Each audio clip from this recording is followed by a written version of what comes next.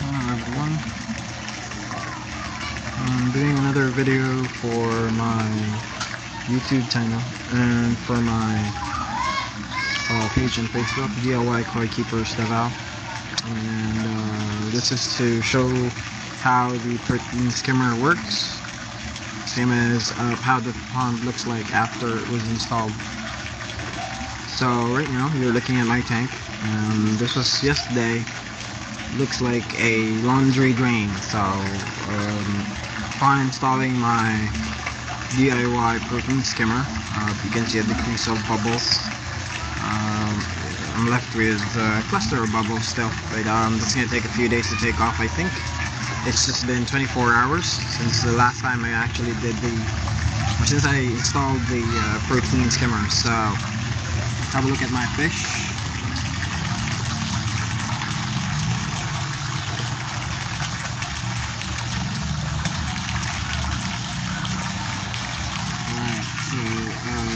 We're doing pretty nice. It's I think 4:10 p.m. here, MST. So well, it's been a cold day. The sky's been gray, cold weather, really. So regarding the looks of the pond, looks a lot better than yesterday. I can't see any fish yesterday other than bubbles. If you know other things on this tank. So what we're going to do right now is we're going to take a look at the foam fractionator, more like the protein skimmer. So let's have a look at it then. So this is my collection bucket.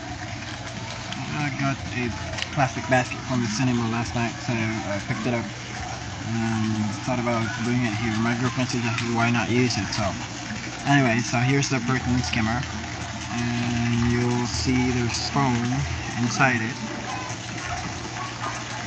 and it's not yet moving, but right from the inside it's actually moving.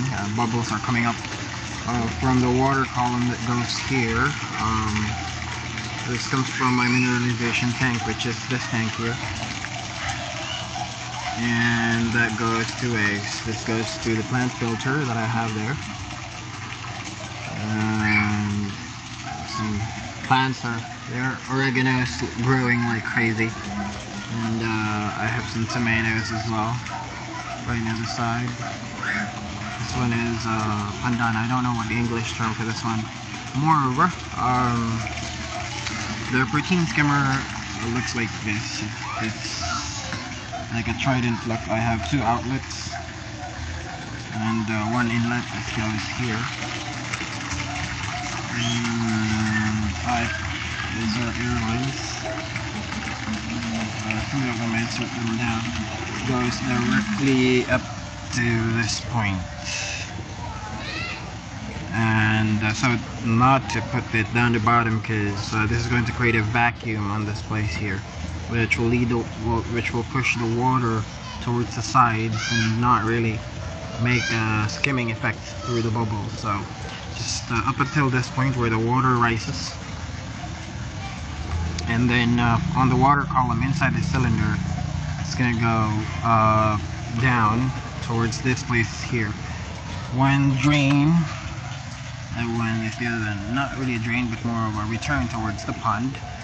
And all the bubbles are inside this chamber. It rises up to this T in here, or Y, and then the water column pushes the foam, the bubbles that did not pop due to the protein that is in the water, or the from the surface of the water. So it exits here. This is the only way out of it. And you can see it from there. The bubbles are not white, not clear. That's where all the the particulates in the water gets skimmed.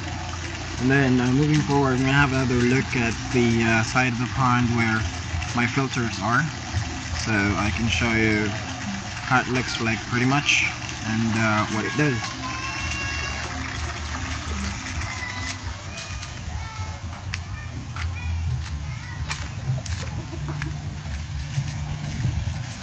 So here's a different look at the pond. Also look at the fish. And the pond's not so clear, it just rained last night, so you can expect a lot of things in the water. The nutrients that were brought by the rain, and same as the protein that it carries. So those are my fish. Some small ones, some big ones, and other ones staying that side.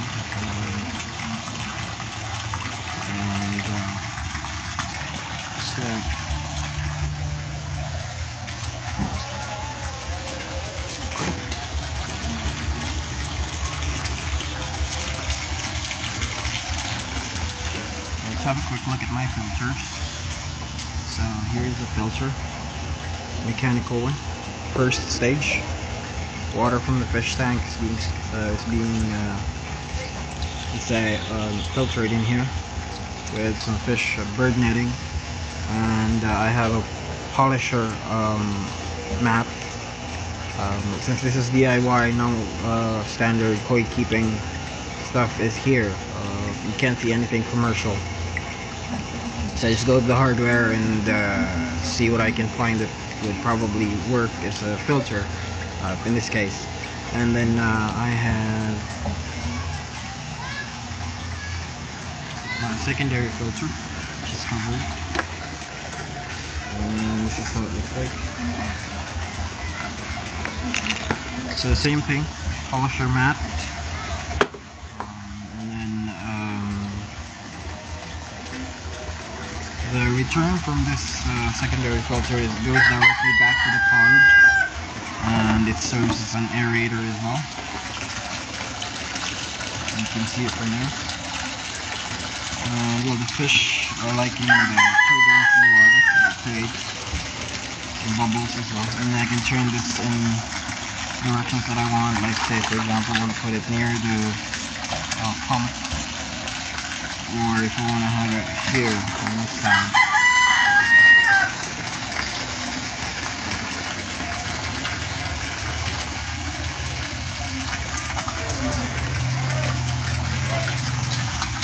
My fish, and I think they're enjoying it. Now, the third part of my filters would be the sedimentation filter, or more like a mineralization tank. This is how it looks like. Some dead mosquitoes, some plants as well are there. Not really plants, but more of it goes to the plants and towards my protein skimmer right on that side. So, moving along. I have another filter, which is my plant filter. Like ginger, oregano, I have some tomatoes, onions. Some plants are dying, the weather is changing rapidly, drastically. So that's one thing I have to take a look at, probably planting some more kinds here. And here's the second one. So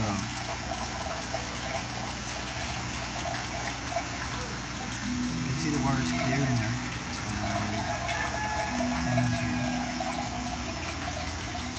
I don't know if you can make out how clear the water is. That's how it looks like. And then it goes down to the pipes down below. The pipe this one, and returns towards my pond. Take a look at where the return is. Those pipes in there are the return, two of them. Parallel to each other. It's return from the protein skimmer. The other one closed. That one is the return from the plant filter.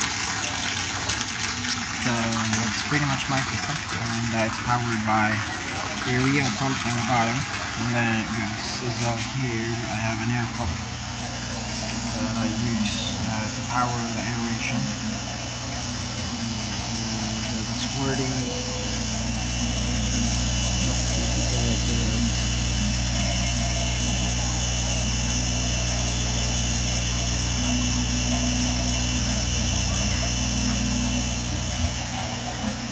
And it's pretty much everything that is in my system. So if you guys have any questions, you just send me a comment, or you can message me in Facebook at Smart Pretties in Facebook. And then once if I find a question interesting, then we'll find a way. If I have an answer, and I'll just provide it to you over Facebook. And if not, I'd be glad to give it a try and see if I can work it out and give you the answers. But anyway, thank you for watching.